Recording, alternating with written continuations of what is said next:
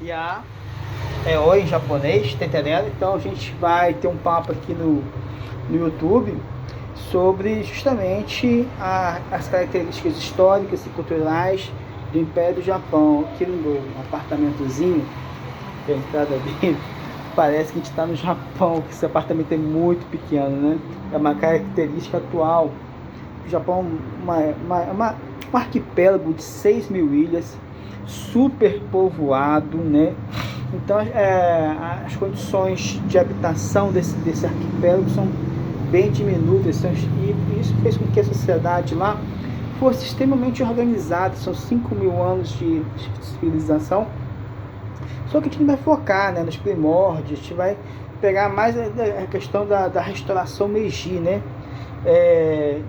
Falamos um pouco, por exemplo, da cultura do Japão, né? Antes de chegar no Meiji, o Japão, ele é um Japão medievo, né? Um Japão do shogunato. Que é o shogunato? O shogunato é o seguinte: eram os líderes locais de cada região se reuniram, né? E elegeram o seu próprio, podemos dizer assim, chefe político geral, né? Os daimyos. Os daimyos são os donos de terras, famílias tradicionais, têm terras no interior do país, e esses daimyos, eles dominam esse interior, e portanto eles dominam o Japão medieval, né? Para isso eles utilizam uma força coercitiva, uma força militar local. Cada daimyo vai ter essa força. São os samurais, tá entendendo? São os guerreiros que vão dar essa coalizão de ordem, né? E os samurais, eles têm um código de honra, que é o Bushido, né? São o código de honra do guerreiro, né? Do samurai. Podemos dizer assim, o samurai,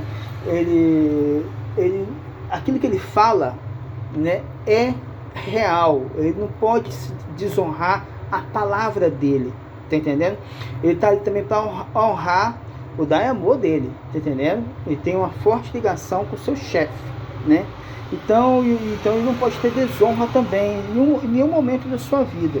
A desonra é paga pela própria morte, do suicídio do samurai, tá certo? O samurai que fica desonrado, ele vai fazer o suicídio para que a sua família não sofra as consequências da desonra. Então, isso é uma coisa muito séria no Japão, que vai atravessar por séculos a cultura japonesa, né? Vai refletir até o século XX, com a Segunda Guerra Mundial, essa questão do código de honra do japonês. Então, o Japão, ele desenvolveu esses samurais, né? Eles desenvolveram várias lutas que vão surgir a partir deles, né? A luta de espada, a espada katana, que é a espada do samurai. O samurai, ele tem duas espadas, uma longa e uma pequena. Então, quando ele usa essas espadas que ficam no seu kimono, é um sinal de respeito, né? E essa katana é uma arte milenar, é feita por dois tipos de metais, né? Por dentro dela é um ferro maleável, por fora dela é um aço hiperafiado, e ela, por exemplo, diferentemente das espadas ocidentais, ela é hiper leve e ágil. Porque geralmente essas lutas japonesas são as lutas bastante ágeis. Então ele utiliza bastante a habilidade corporal junto com a espada. Bem, dessas questões das artes marciais japonesas, daí vai surgir o jiu-jitsu, o judô, né? O karatê, né? Tudo vem daí. Tudo vem da questão do próprio samurai, né? Então são lutas típicas do Japão que a gente utiliza até os dias de hoje, né? De judô, praticado nas Olimpíadas, karatê, né? Eu mesmo fiz karatê, né? Eu sou um karateca. Então a influência japonesa é muito importante, né? Não é só de mangás, né? E mangás e animes, né? Animes, é anime, né? Anime é o desenho animado, né? E o mangá é o comic, né? A revista em quadrinho, que é dos dias atuais, né? Para ter esses animes, esses mangás, o Japão tem uma arte de 5 mil anos, né? Então isso não é traduzido de agora. Então a gente vem todo um processo cultural que vem se desenvolvendo no Japão há milênios, né? Vários estágios dessa cultura japonesa vai se desenvolvendo até chegar nos dias de hoje, né? Então o samurai era que o camarada que trabalhava para o Daimyo, que o Daimyo era o chefe político, que dominava as regiões do Japão medieval, né? E cujo chefe principal não era o imperador, era o shogun, tá certo? O shogun era eleito, né? Ou eleito não, eles se reuniam, né? De vez em quando às vezes havia uma briga entre eles, entre os clãs, entre essas famílias tradicionais. E aí essa disputa era na porrada, tá entendendo? Era na briga mesmo, né? Então, de vez em quando saía um clã e entrava outro, né? Aí podemos dizer assim, o shogunato ele começa em 1200, mas ele vai terminar no século XIX. Então vão ser vários séculos com vários clãs, um se sucedendo ao outro, né?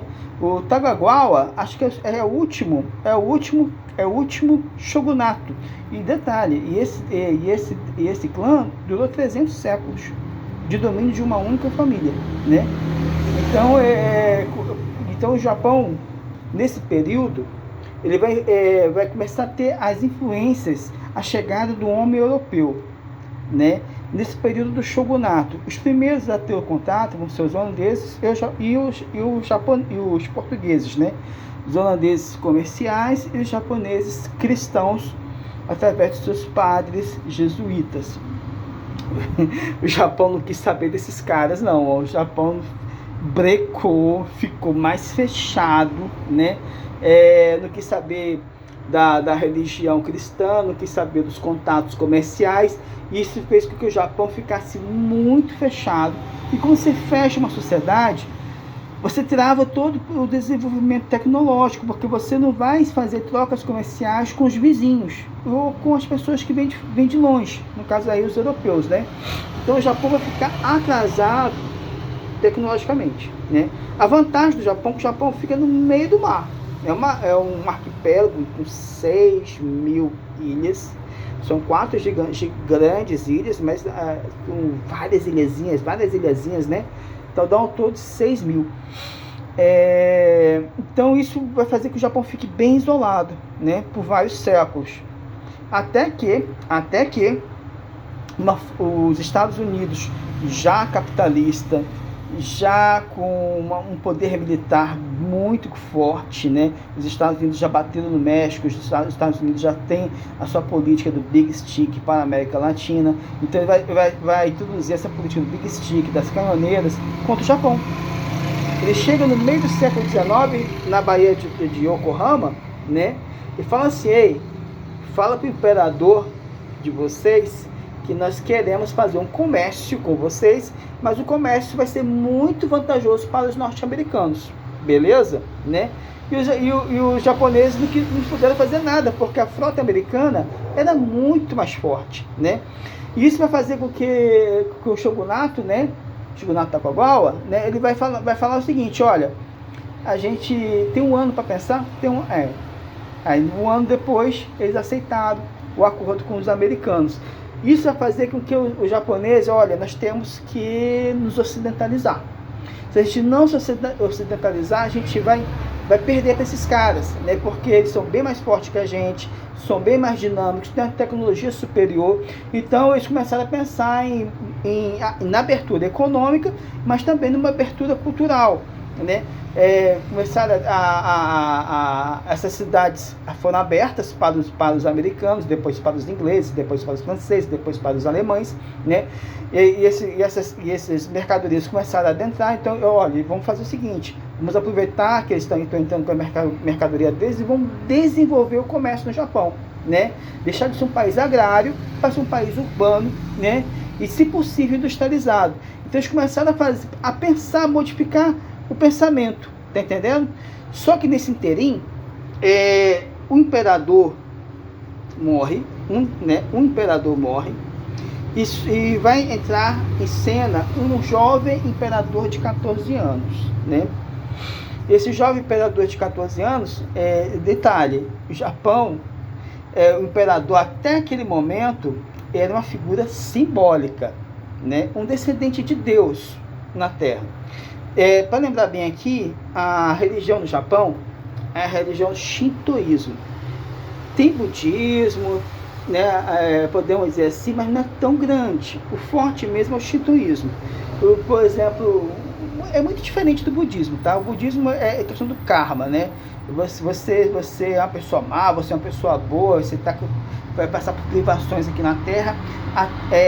Se você não conseguir elevar seu karma, né? Não conseguir fazer coisas boas, você vai retornar para a Terra, né? E aí até chegar no momento em que seus karmas são todos, podemos dizer assim, absorvidos, né?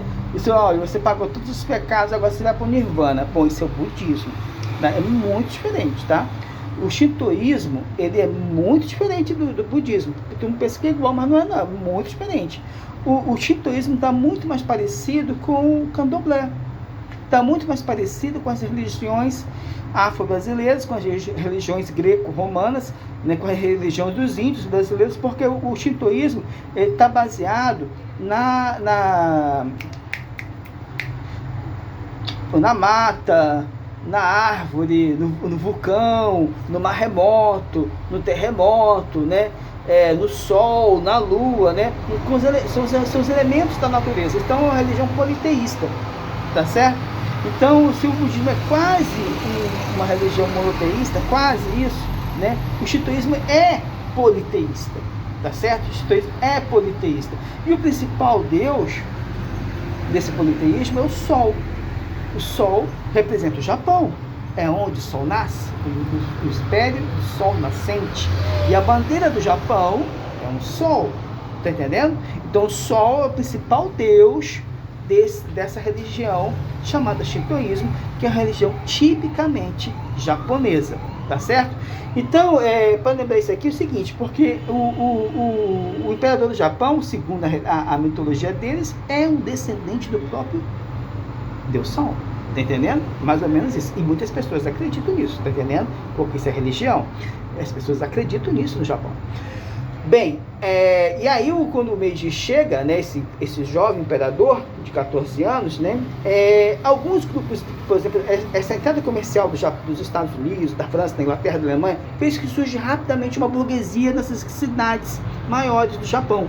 E essa burguesia se alia a alguns clãs do interior, isto é, alguns daimyos, e pronto, eles, tipo assim, dão um golpe de Estado, né, acaba com o shogunato. E dão poder para o imperador. E o imperador, você quer o poder, imperador, jovem imperador de 14 anos? Quero sim. Então o poder fica centralizado agora na mão do imperador Meiji, que vai fazer várias transformações no Japão. Aí vai ter educação para todos, né? O Japão não tem tanta matérias-primas, o Japão tem educação. Então, a sua elite, parte dela vai estudar fora, vai vir professores da Europa, dos Estados Unidos, dar aula no Japão, vai surgir universidade. E outra questão, eles vão olha, tem que pensar na indústria, vamos ter que industrializar o Japão, mas qual a primeira coisa que a gente vai industrializar? Primeiramente, para facilitar o nosso transporte, ferrovias, e também a gente está fraco na guerra, né? A gente não tem armas para enfrentar os ocidentais, então a gente vai ter que investir em armamento de exército e marinha. Aí a indústria japonesa surge daí, uma indústria armamentista. A priori elas foram coordenadas por americanos, franceses, ingleses, mas já o Japão toma esse processo todo ele para si. E os daimyos, o que aconteceu com eles, essa galera do interior? Olha, a terra dos daimyos foi dividida em reforma agrária. Sério? Reforma agrária para os mais pobres, para produzir mais alimentos. E os daimyos ficaram com raiva? Bom, alguns ficaram, outros apoiaram o governo e receberam a concessão deles serem os novos, a fazerem parte da nova burguesia, né? Muitos daimyos viraram a alta burguesia do Japão capitalista. E aí vão surgir os grandes conglomerados japoneses, industriais e financeiros. Muitos daimyos vão ficar donos dessas indústrias, vão ficar donos dessas finanças, né? Outros não, né? Poucos daimyos e poucos samurais não quiseram essa incorporação, não quiseram essa ocidentalização, e teve algumas revoltas dessa transição, da chamada restauração Meiji, né? Revoltas que foram até filmadas no Hollywood, né? Com Tom Cruise, né? Um personagem fictício, ele não existiu. Foi um francês. Realmente ele é um camarada que ajudou o Katsumoto, que era o samurai lá, né? A enfrentar ao Japão moderno, né? Então, nem todos aceitaram essa questão da transformação radical do Japão medieval para um Japão capitalista, de uma hora para outra. E detalhe, e foi muito rápido, e uma coisa assim, de um piscar de olhos, de uma geração. Em uma geração, em 30 anos, o Japão já estava em passo de competição com os Estados Unidos, com a Inglaterra, com a Alemanha e com a França. Quer dizer, virou um cachorro grande, num espaço muito curto de tempo. A sua política ficou muito parecida, a organização burocrática deles, muito parecida com a da Alemanha, né? Inclusive até a questão do seu exército tem muita característica da Alemanha, né? Porque tinha vários construtores alemães. E o imperador, né, que já era uma questão divina, né, ficou mais divino ainda, porque ele coloca o shintoísmo como religião oficial agregada ao Estado, né? Então vira um shintoísmo de Estado, né? Então as pessoas vão ver de fato, de uma maneira massificada, o imperador como um Deus Sol, né? Isso misturado com o código de honra do Bushido, né? Do samurai que não some, um exército totalmente moderno, que agora a marinha e o exército japonês estão modernos, né? E isso vai dar muito trabalho para os ocidentais, principalmente na Segunda Guerra Mundial.